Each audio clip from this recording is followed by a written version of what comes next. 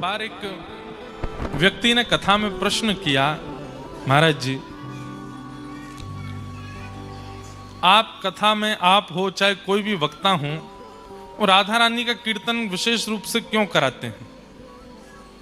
ठाकुर जी की कथा, ठाकुर जी के भक्तों की कथा, ठाकुर जी का कीर्तन होना चाहिए, भक्तों का कीर्तन होना चाहिए। बोले हमको भी आनंद आता है श्री जी कीर्तन पर, श्री जी का कीर्तन क्यों इतने विशेष रूप से होता है कथा में? और फिर एक और बात प्रसिद्ध है, सामान्य कीर्तन चल रहा हो, सब गा रहे होंगे, लेकिन जैसे किशोरी जी का नाम आता है सब झूमने लगेंगे, सब करताल बजाएंगे, सब बोलेंगे भाव से। तो श्री जी के कीर्तन को इतने विशेष रूप से कथा में क्यों सुनाते हैं? तो इसका उत्तर ऐसे है, एक शास्त्र में एक श्लोक है कि जब व्यक्ति रा शब्द का उच्चारण करता है ना, तुरंत ठाकुर जी जहां होते हैं उनको जैसे सुनाई देता किसी ने रा कहा है, तुरंत दौड़ करके उसके सामने आ जाते हैं। क्यों? अब धा बोलेगा, अब राधा बोलेगा। तो कथा में वैसे तो ठाकुर जी विराजमान हैं ही, लेकिन इतना भार है संसार का, सृष्टि का, कभी कहीं चले जाते होंगे बीच में कथा से, न डोल या में द्वारिका देखिया में, जगन्नाथपुरी चक्कर लगाया में, क्या चल रहा है देख के आमे थोड़ा। लेकिन जैसे ही कथा में व्यास जी गाते हैं राधा रानी की जय, सोई ठाकुर जी महारानी की जय बोलने से पहले ठाकुर जी आ जाते हैं। और आप सबको जो ये ऊर्जा आती है, जो ये जोश आता है, जो कीर्तन में नाचते हैं, ये इस बात का प्रतीत है ठाकुर जी आ गए, इसलिए सबको खड़ा कर देते हैं। बोले बैठे हो, किशोरी जी को नाम उच्चारण है, अब बैठे हो। पर कई लोग तब भी बैठे ही रहते हैं। ठाकुर जी कहें कोई बात ना, कछुन ने बैठे ही रहने दो। बाकी जो नृत्य करते हैं राधा नाम संकीर्तन में, ठाकुर जी उनकी भुजा पकड़ के ठाकुर जी उनके साथ नृत्य करते हैं। भैया कृष्ण नाम संकीर्तन में भक्त नृत्य करते हैं, महामंत्र संकीर्तन में भक्त नृत्य करते हैं, पर राधा नाम संकीर्तन में तो गोविंद नृत्य करते हैं, ठाकुर जी नृत्य करते हैं। इसलिए बीच बीच में कथा में कोई संकीर्तन कीर्तन हो ना हो, राधा नाम धुनी होती है और होनी चाहिए। श्री सुखदेव जी महाराज को किशोरी जी ने ही पृथ्वी पर भेजा है, क्योंकि ये सुखदेव जी किशोरी जी के ही सुख पक्षी हैं। उन्हीं को ठाकुर जी के कथा रस स्वादन गाने के लिए अब समय बहुत लग जाता है, मन में बहुत सारे प्रसंग आते हैं। सुख और सारी का एक संवाद आता है व्रज की लीला में। सुख और सारी लास्ट शायद हमने गांधी धाम में सुनाया था गुजरात में। सुख और सारी का संवाद बहुत सुंदर है, बहुत बड़ा है। उसमें बस इतना समझ लो होता क्या, थोड़ा सा बता देते हैं। सुख और सारी किशोरी जी की सभा में ये बैठते हैं। सुख जो है वो ठाकुर जी का पक्ष लेते हैं, सारी जो है वो किशोरी जी का पक्ष लेती हैं। सारी का काम क्या है कि किशोरी जी बड़ी हैं ये बताना, और सुख का काम क्या है कि उसमें कटाक्ष करके ठाकुर जी को बड़ा बताना। फिर ठाकुर जी को जिस बात से सुख ने बड़ा बताया उसको कटाक्ष करके सारी फिर किशोरी जी को बड़ा बताती। बहुत सुंदर चर्चा है, बहुत मधुर लीला है सुख और सारी की। उन्हीं में से एक सुख भाग गया किशोरी जी को, वही सुख किशोरी जी ने कालांतर में श्री सुखदेव जी के रूप में भेजे हैं पृथ्वी पर। जाओ जाकर के हरि गुणानुवाद गा के आओ। वही सुखाचार्य जी महाराज पधारे परीक्षित को कथा सुनाने के लिए। वरीयाने शते प्रश्न कृतो लोकहितं नृपः आत्मविद सम्मतः पुंसां श्रोतव्यादिषु यप्पर। अब हम कथा में जो जो प्रसंग हैं सबको नमन मात्र करते हुए चलेंगे। सबसे पहले सृष्टि प्रसंग सुनाया गया, भगवान किस प्रकार से सृष्टि करते हैं उसका पूरा भाव सुनाया। चतुश्लोकी भागवत का भाव सुनाया। हिरण्यकश्यप हिरण्याक्ष कैसे उत्पन्न हुए उनकी कथा सुनाई गई। तत्पश्चात पृथ्वी पर सबसे पहले मानव के रूप में स्वयंभू मनु और शत्रुपा। अब ध्यान से सुनिए, आपके क्षेत्र की कथा आने वाली है। स्वयंभू मनु और शत्रुपा, पृथ्वी के सबसे पहले मानव का नाम क्या है? स्वयंभू मनु। इनके 3 पुत्री हुई, 2 पुत्र हुए, आकुति देवहूति प्रसूति 3 पुत्री और 2 पुत्र प्रियव्रत और उत्तानपाद। स्वयंभू मनु की एक पुत्री हैं जिनका नाम है देवहूति। देवहूति महारानी का विवाह कर्दम ऋषि के साथ में हुआ। कर्दम ऋषि ने 1000 वर्ष तक तपस्या की और 1000 वर्ष तक तपस्या करके भगवान जब प्रकट हो गए, भगवान ने कहा वरदान मांगो, क्या चाहिए? तो कर्दम ऋषि ने भगवान से क्या वरदान मांगा? तथा सचाहम परिवोढुकाम, तथा सचाहम परिवोढुकाम,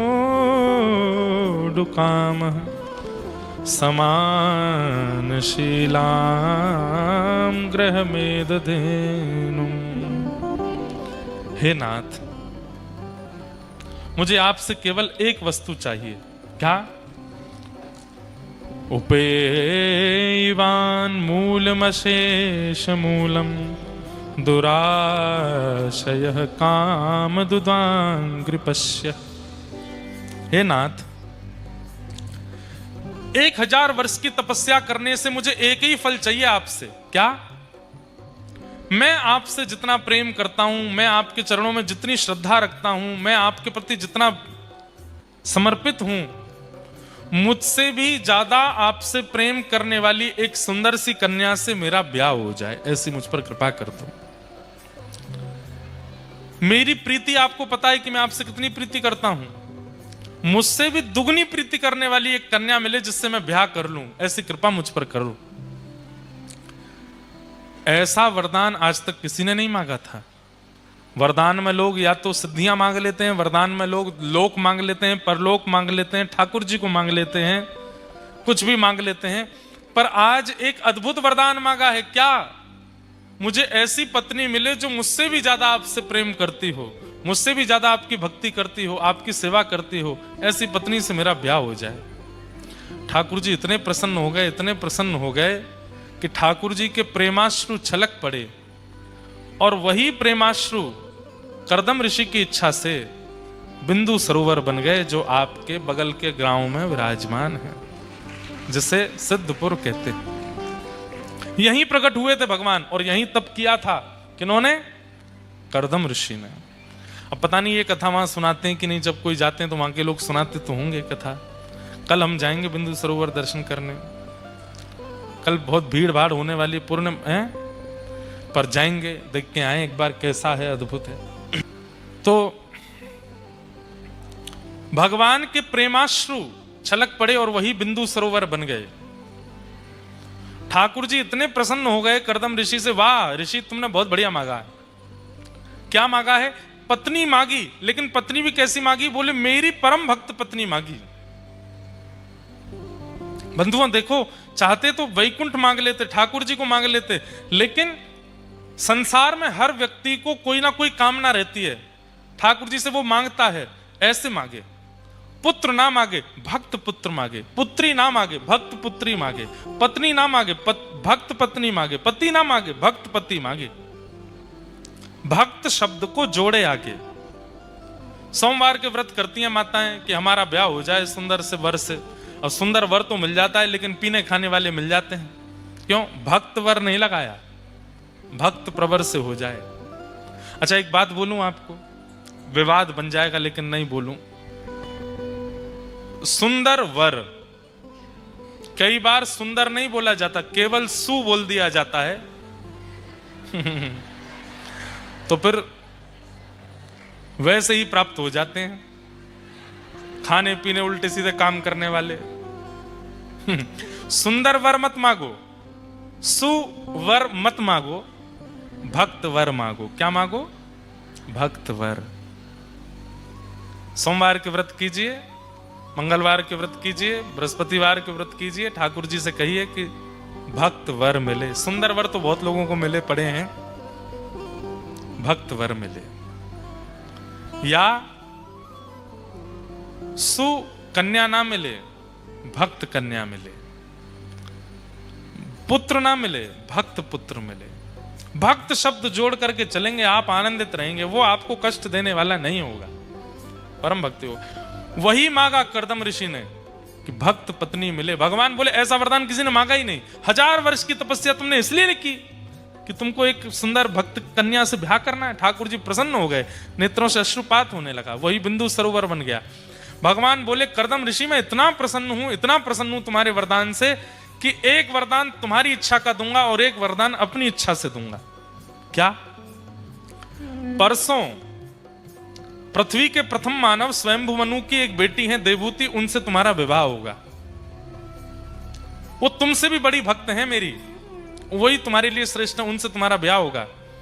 ये तो था तुम्हारे वरदान की पूर्ति। अब मैं अपनी तरफ से देता हूं कि ऐसी भक्त पत्नी और ऐसे भक्त पति जब माता पिता बनेंगे तो इनके संतान बन के कोई और नहीं, मैं ही आऊंगा, मैं तुम्हारा पुत्र बन करके आऊंगा। ये तुमने नहीं मांगा, ये मैं दे रहा हूं, मेरी इच्छा है। ऐसे भक्त पत्नी पति होंगे, माता पिता होंगे तो उनके मैं जन्म लूंगा। आहा, प्रसन्न हो गए कर्दम ऋषि। परसों का दिन आया, स्वयंभू मनु ने अपनी पुत्री देवहूति का विवाह कर्दम ऋषि के साथ में किया।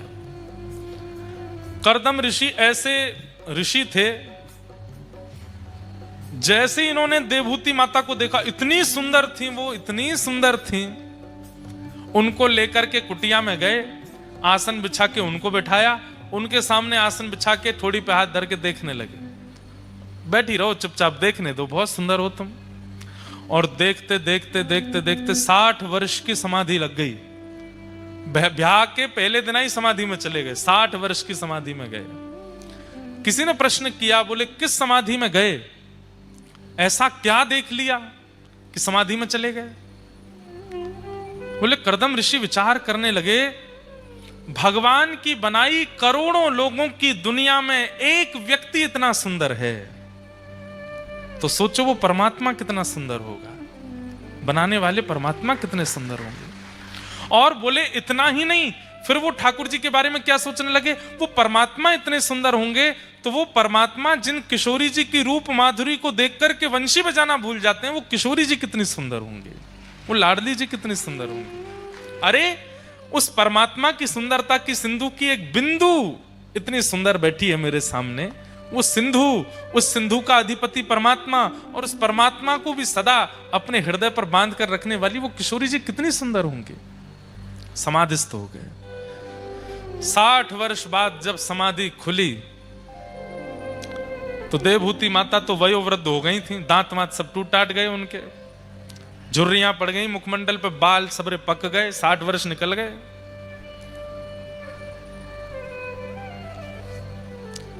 इनका ध्यान खुला, नेत्र खोल करके बोले, देवी अभी अभी मेरा ब्याह हुआ था, सुंदर सुकन्या पत्नी मेरी देवहूति बैठी थी मेरे सामने, अम्मा वो कहां चली गई?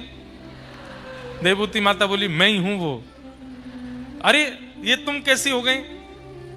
अब आप ब्याह करते ही समाधि में चले गए, 60 वर्ष बाद आपकी समाधि टूटी है। कर्दम ऋषि बोले 60 वर्ष हो गए मुझे? बोले हाँ। 60 वर्ष बाद कर्दम ऋषि ने जब नजर घुमा के देखा तो यथावत ऐसी की तैसी उनकी, बिल्कुल वैसी की वैसी उनकी यज्ञ कुंडी, वैसी की वैसे उनके ठाकुर जी की सेवा, वैसी की वैसा आसन, वैसा ही पूरी कुटिया। मतलब 60 वर्षों तक देवहूति सब संभालती रही। देवहूति माता से बड़े प्रसन्न हो गए कर्दम ऋषि। वरदान मांगो, क्या चाहिए? तुमने अपना पूरी युवावस्था मेरी सेवा में निकाल दी, मैं वरदान मांगो, क्या चाहिए? क्या मांगू? अब वयोवृद्ध शरीर हो गया, अब क्या मांगू? एक ही इच्छा है, प्रेम से प्राण निकले ठाकुर जी के दर्शन करते हुए, यही चाहिए बस। नहीं नहीं देवी, तुमने पूरा जीवन व्यतीत किया, कुछ मांगो। अब कुछ इच्छा नहीं है नाथ, वयोवृद्ध हो गई हूं मैं। हाथ पकड़ो मेरा, हाथ पकड़ कर लेके बोले, ये क्या है? ये बिंदु सरोवर, इसमें स्नान करो, ये ठाकुर जी के अश्रु बिंदु से प्रकट हुआ है। जैसे ही देवहूति माता ने स्नान किया, स्नान करके बाहर आई, पुनः वैसा ही स्वरूप हो गया जैसा 60 वर्ष पूर्व था, जैसा ब्याह के समय था। देवी अब कोई इच्छा हो तो बताओ। ऐसी कोई संसारी इच्छा नहीं। तभी कर्दम ऋषि बोलो, अरे भगवान ने मुझे वचन दिया था कि वो मेरे यहां संतान के रूप में प्रकट होंगे। देवी अब ठाकुर जी के आगमन की व्यवस्था करो, पूरी कुटिया सजाओ, ठाकुर जी पधारेंगे। कर्दम ऋषि और देवहूति माता के पहले 9 कन्याएं हुई। कहते हैं यही नवदा भक्ति है। श्रवणम कीर्तनम विष्णु, स्मरणम पाद सेवनम, अर्चनम वंदनम, दास्यम सख्य आत्मनिवेदनम।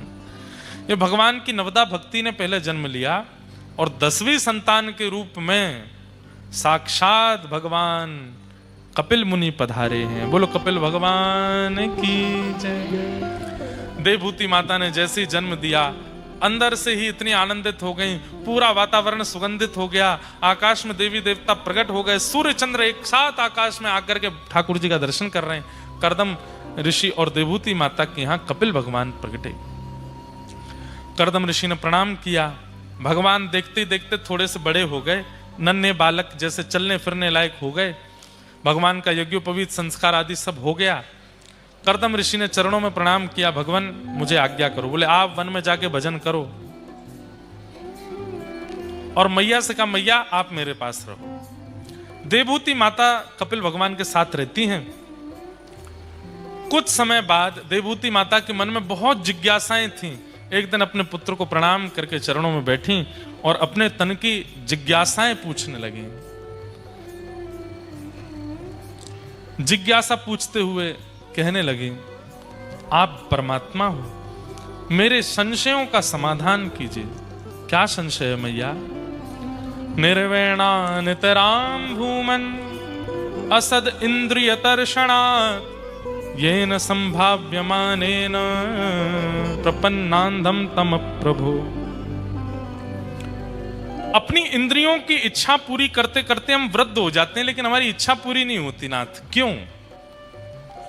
हमारा मन कभी भरता क्यों नहीं है? भोगते भोगते जीव की इच्छा पूरी नहीं होती, कान की इच्छा पूरी नहीं होती, आंखों की इच्छा पूरी नहीं होती, हाथों की त्वचा की इच्छा पूरी नहीं होती। नाथ क्या कारण है?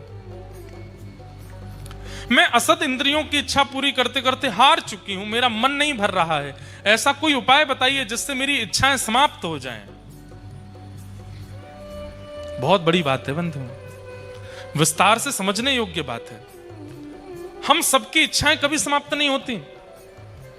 कितना भी हमें हमारी प्रिय वस्तु का सेवन करा दीजिए, फिर पुनः पुनः वो इच्छा प्रकट होती रहती है। ऐसा होना चाहिए था ना, कुछ खाने का मन करता है, आज खा लिया, अब आज के बाद कभी उसकी इच्छा प्रकट ना हो। एक बार सेवन कर तो लिया, नहीं, हमारी इच्छा कैसी कुछ कुछ दिनों में फिर प्रकट होती है, फिर प्रकट होती है, फिर प्रकट होती है।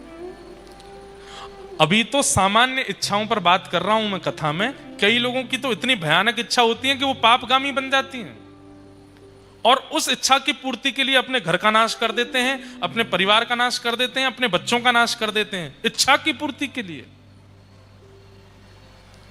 क्या करें कि हमारी इच्छाएं समाप्त हो जाएं? इसी स्थान पर यह संवाद हुआ, इसलिए मैं थोड़ा कह रहा हूं। विस्तार तो इसका बहुत अद्भुत है।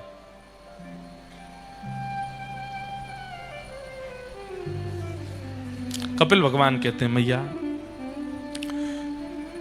योग आध्यात्मिक पुंसां मतो निःश्रेयसाय में अत्यंतो परतीर्यत्र दुःखस्य सुखस्य च। वृंदावन में एक मौनी बाबा थे, सुनो। उन्होंने 12 वर्ष का मौन धारण किया। कितने वर्ष का? मतलब बोलना जानते थे पर जबरदस्ती मौन हुए कि मैं व्रत करता हूं, आज के बाद मौन रहूंगा। 8 वर्ष निकल चुके थे, कुछ बोला नहीं, एक शब्द नहीं बोले थे। अब बाबा ने मौन व्रत धारण किया तो आसपास के साधु उनको छेड़ते थे कि ये कुछ बोलें, कुछ बोलें। हम लोगों में मजाक होता है, ऐसे संत महात्मा भी आपस में एक दूसरे से खेल लेते हैं। एक बार एक पंगत में वो बाबा बैठे थे, भोजन की पंगत हो रही थी। बाबा को रसगुल्ला बहुत बढ़िया लगते थे। बाबा के आसपास रहने वालों ने रसगुल्ला बांटने वाले से कहा, सुनो, सबको देना, उनको मत देना, मौनी बाबा को। और मौनी बाबा को रसगुल्ला ही पसंद था। पूड़ी आ रही है, कचौड़ी आ रही है, सब्जी आ रही है, खीर आ रही है, वो और किसी पर ध्यान नहीं देते थे, वो यही ढूंढते थे रसगुल्ला आ रहे हैं। पर रसगुल्ला वाले को पहले ही पढ़ा दिया, उनको रसगुल्ला मत देना, और सुन मांग पाएंगे नहीं क्योंकि मौन रहते हैं। रसगुल्ला प्रसाद, रसगुल्ला प्रसाद ऐसे परोसते हैं हमारे वृंदावन में। रसगुल्ला प्रसाद, रसगुल्ला प्रसाद, पूड़ी प्रसाद, पूड़ी प्रसाद, साग प्रसाद, साग प्रसाद।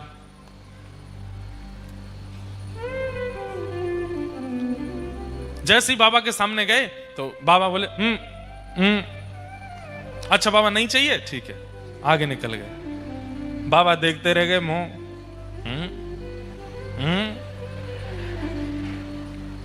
अब जो छेड़ रहे थे महात्मा वो दूर से हंसे, अब आएगा आनंद, आज रसगुल्ला ही नहीं मिलेंगे बाबा। अब वो रसगुल्ला वाला पूरी पंगत में डोले आया, फिर से बांटने दो तीन बार घूमते हैं ना, फिर दोबारा आया रसगुल्ला प्रसाद, सब कहें धर दो, सबके धर दे। बाबा के सामने जैसे ही पहुंचा, अभी तक कुछ खाया नहीं उन्होंने, रसगुल्ला प्रसाद,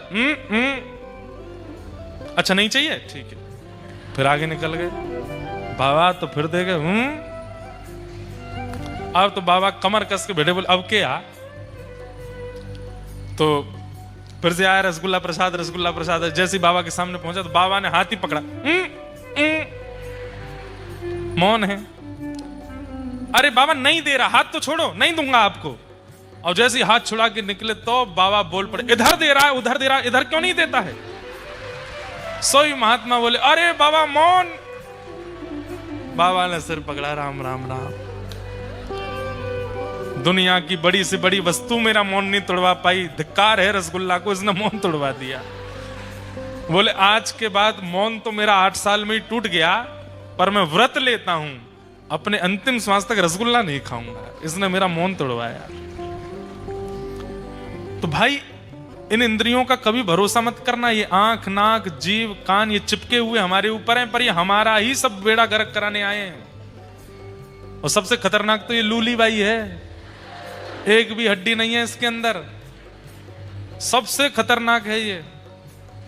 इसने पूरे गुजरात में नए नए व्यंजन प्रकट कर दिए। एक बेसन की 100 प्रकार की सामग्री गुजरात में बन जाती है, एक बेसन की। किसके लिए? केवल लूली बाई को खुश रखने के लिए, इसको प्रसन्न रखना बस। आज हमने भी खाए थे फाफड़ा सुबह। कैसे कैसे बात। अच्छा फिर उसके बगल में एक चीज और रखी थी बेसन की, मैंने कि ये क्या है, खा के देखा स्वाद एक जैसा पर नाम अलग था, गाठिया। मैंने कहा वाह भाई, लूली बाई के जलवे है। इसके वजह से पूरी दुनिया ही ये चला रही है जीव। अगर इसकी इच्छा ना हो, इसकी इच्छाएं समाप्त हो जाएं, तो पूरी दुनिया सब भक्त बन जाएंगे, सब भजन करने लगे, सब साधु हो जाएंगे। इसी की वजह से ही पूरी दुनिया चल रही है। बड़ी बड़ी फैक्ट्रियां क्यों चल रही हैं? इसको खुश रखना है। बड़े बड़े व्यापार क्यों चल रहे हैं? इसको खुश रखना है। हम जहां रुके हैं कल्पेश कॉरपोरेशन, वहां पे आपके ऊंझा में तो जीरा प्रसिद्ध है, ये सब गोल वहां बनता है। तो हमें बता रहे थे, बोले कि महाराज जी ये विदेश के लोग ज्यादा खाते हैं। क्यों? क्योंकि वहां के लोग मांसाहारी ज्यादा होते हैं, भोजन पचता नहीं, तो ये सब गोल खाते हैं ताकि सब निकले, ताकि और खा सके। भाई पेट ने तो मना कर दिया कि मैं नहीं पचा सकता, फिर ये सब गोल खा करके उसको निकाल रहे हैं ताकि हम और खा सके। ये बीच में कौन है जो इसको स्वाद ले? जीव। रसगुल्ला डिब्बे में अच्छा लगता है, डिब्बे के बाद जीभ पे अच्छा लगता है, यहां से नीचे कोई स्वाद नहीं पता चलता उसका। पर ये जितने व्यंजनों की आकृति, जितने व्यंजनों में नमक मिर्च आदि या मिष्ठान डलने लगा, किसके सुख के लिए? लूली बाई। एक भी हड्डी नहीं है इसके अंदर, पर आप कितना भी इतराओ, ये मेरी बॉडी, ये मेरे हाथ, ये मेरे देखो फैमिली पैक, मेरी ऐसी बॉडी। लूली बाई कहती थोड़ा नीचे रहो, एक शब्द ऐसा बोलूंगी सामने वाला तोड़ देगा तुमको, एक भी हड्डी नहीं बचेगी तुम्हारी जीवित। सारी 3200 डर के रहते हैं इससे। क्यों? इसने कुछ कह दिया तो हम टूटेंगे पहले। इतनी खतरनाक। हमारी भागवत जी कहती हैं, जितम सर्वम, तुम पूरी दुनिया जीत लोगे अगर तुमने अपनी रसना को जीत लिया तो। जिते रसे, जितम सर्वम जिते रसे। और इस रसना को जीतने का एक ही उपाय है, इस रसना पर भगवान नाम विराजमान हो जाए। भैया आंखों के आभूषण दर्शन है, कानों के आभूषण कथा है, नाक का आभूषण सुगंधी है, और जीव का आभूषण नाम है, भगवान नाम है। हरेर नाम हरेर नाम हरेर नामैव केवलम कलौ नास्त्यैव नास्त्यैव नास्त्यैव गतिरन्यथ। इस कलयुग में हमको पार करने वाली भी यही है और हमारा सर्वनाश करने वाली भी यही है। बस इनको वश में कर लिया जाए, सब वश में आ जाएगा। तो मैया ने प्रश्न किया कि इंद्रियों की इच्छा समाप्ति नहीं होती है, और ठाकुर जी इसका उत्तर क्या दे रहे हैं? मैया, अगर व्यक्ति अपना आसपास का संग सुधार ले तो उसकी इंद्रियां वशीकृत हो सकती हैं। बहुत ध्यान से सुनिएगा। अगर व्यक्ति अपना संग सुदृढ़ कर ले, अपने आसपास के वातावरण को शुद्ध कर ले, तो उसकी समस्त इंद्रियां वशीकृत हो सकती हैं, समस्त इंद्रियां शांत हो सकती हैं। मैया ने कहा, आसपास किसका संग करना चाहिए? आसपास रहने वालों में कौन कौन से लक्षण होने चाहिए, कृपा कर हमें बताओ। भगवान बोले, ये 5 लक्षण विशेष हैं। कौन कौन से? तितिक्षव कारुणिका सुहृदय विदेहिनाम अजात शत्रवः शांता साधव साधुभूषणा। इसीलिए इसको सिद्धपुर, यहां पर इतना अद्भुत ज्ञान दिया है भगवान कपिल ने देवहूति माता को। भगवान कहते हैं, मैया सबसे पहला सहनशील, आसपास रहने वाला व्यक्ति सहनशील होना चाहिए, सहन स्वभाव का होना चाहिए। दूसरा कारुणिका, उसके अंदर करुणा होनी चाहिए, करुणा मतलब दया। तीसरा सुहृदः सर्वदेहिनाम, अपना भला चाहने वाला नहीं, सबका भला चाहने वाला होना चाहिए। चौथा अजात शत्रवः, उसका कोई शत्रु नहीं होना चाहिए, उसकी किसी से शत्रुता नहीं होनी चाहिए। और अंतिम लक्षण मैया शांता, कम बोलने वाला होना चाहिए। ऐसे 5 लक्षण वाले लोगों का जिस दिन से आप संग करना प्रारंभ कर दोगी, आपकी इंद्रियां धीरे धीरे धीरे अपने आप ही इच्छाएं प्रकट करना बंद कर देंगे, इच्छाएं समाप्त होने लगेंगी। इन 5 लक्षणों से युक्त लोगों को समीप रखो मां। बंधुओं, इन 5 लक्षणों से युक्त व्यक्ति आपको कभी नहीं मिलेगा। क्यों? आप खुद भी तो नहीं हो। ये 5 लक्षण हमारे अंदर भी तो नहीं है। सहनशीलता हमारे अंदर नहीं, करुणा हमारे अंदर नहीं, सबका भला चाहने की प्रवृत्ति हमारे अंदर नहीं, बिना शत्रु के हम हैं नहीं, एक ना एक शत्रु हमारा है, और शांत हम रहते नहीं। हम लोगों में ही अगर ये 5 में से एक लक्षण भी आ गया तो हमें संग की आवश्यकता नहीं, हम स्वयं ही अपनी इंद्रियों को अपने वशीकृत कर सकते हैं। इसका हमने एक कथा करते करते एक मन में विचार आया कि 5 लक्षण आ कैसे सकते हैं जीवन में। तो सबसे पहला बताया सहनशीलता, दूसरा बताया दया, तीसरा बताया सबका भला चाहना, चौथा बताया किसी से शत्रुता ना मानना, और 5वां बताया शांत रहना। कथा कहते कहते एक भाव मन में आया, यदि 5वां लक्षण सबसे पहले हम अपने अंदर लाएंगे तो बाकी के 4 अपने आप आ जाएंगे। क्या? शांत रहना शुरू करो, कम बोलो। सबसे ज्यादा व्यक्ति की पहचान बताएं, किसी व्यक्ति की पहचान करनी हो, आप सब लोग बड़े बड़े व्यापारी हैं ऊंझा में, आप लोगों के पाले पड़ते रहते हैं बड़े बड़े लोगों से। व्यक्ति को परखना हो, क्या करो? एक शब्द बोल करके या एक वाक्य बोल के स्वयं शांत हो जाओ, उसको बोलने दो। सुनते सुनते सुनते सुनते सुनते उसके अंदर जो होगा सब प्रकट हो जाएगा, आपके सामने सब स्पष्ट हो जाएगा। ये कैसा है? आपको पता है गुरुजन क्या करते हैं? हम भी इतने लोगों से मिलते हैं, हम क्या करते हैं? हम अधिकतर कथा में बोलते हैं, वैसे आमने सामने में लोग बहुत कम बात करेंगे। आपकी बात सुनते रहेंगे, आप कितना बोल रहे हो, क्या बोल रहे हो, किस स्तर का बोल रहे हो, उसी से समझ जाएंगे कि कितना संबंध रखना है, कितना नहीं रखना है। व्यक्ति की वाणी बता देती है कि उसके अंदर क्या है, इसलिए कम बोलो। जितना कम बोलना आप प्रारंभ करेंगे, जितना सदा हुआ बोलना आप प्रारंभ करेंगे, उतने शुद्ध आप होते चले जाओगे। जैसे ही आप कम बोलने लगेंगे तो धीरे धीरे क्या होगा, आपके जो शत्रु हैं वो शत्रु भी खत्म हो जाएंगे। तो चौथा लक्षण भी आपके अंदर आ जाएगा। 5वां शांत रहना, चौथा अशत्रु होना। फिर धीरे धीरे आपके अंदर तीसरा लक्षण भी आ जाएगा। क्या? सबका भला चाहना, ये लक्षण भी आपके अंदर आ जाएगा। फिर धीरे धीरे दूसरा लक्षण भी आ जाएगा, क्या? सब पर दया करना। और फिर धीरे धीरे पहला लक्षण भी आ जाएगा, सहनशील बनना, शांत रहना, मौन रहना। मौन भी एक व्रत है। व्रत दो ही होते हैं, आपको पता है? हम मानवों के लिए दो ही व्रत बताए गए विशेष रूप से। पहला तो अन्न का व्रत और दूसरा मौन व्रत। ये दो व्रत बताए गए। क्यों?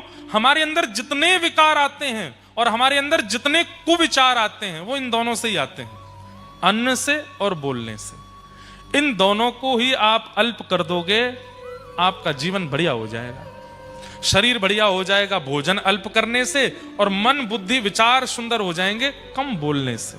कम बोलो, सदा हुआ बोलो। एक भैया एक हैं हमारे वृंदावन में महाराज, वो भी मौन रहते हैं, चातुर्मास मौन करते हैं। जो चातुर्मास आता है बीच में, उसमें मौन रहते हैं, केवल दूध पीते हैं और अन्न की सामग्री नहीं खाते। महात्मा हैं, अच्छे, मौन रहते हैं। एक बार मैं उनके दर्शन करने के लिए गया तो उनके यहाँ एक सेवक ने कुछ गलती कर दी। तो उसको बोले उसको बुलाया और फिर उनके पास में एक कागज पेन रखे रहते हैं, उस पर कुछ लिख करके उसको दिया। उसने पढ़ा वगैरह। मैंने कि क्या लिखा है? उसने जब दिखाया तो उसमें गाली लिखी थी। और फिर कहते अब भाई ऐसे मौन का क्या फायदा?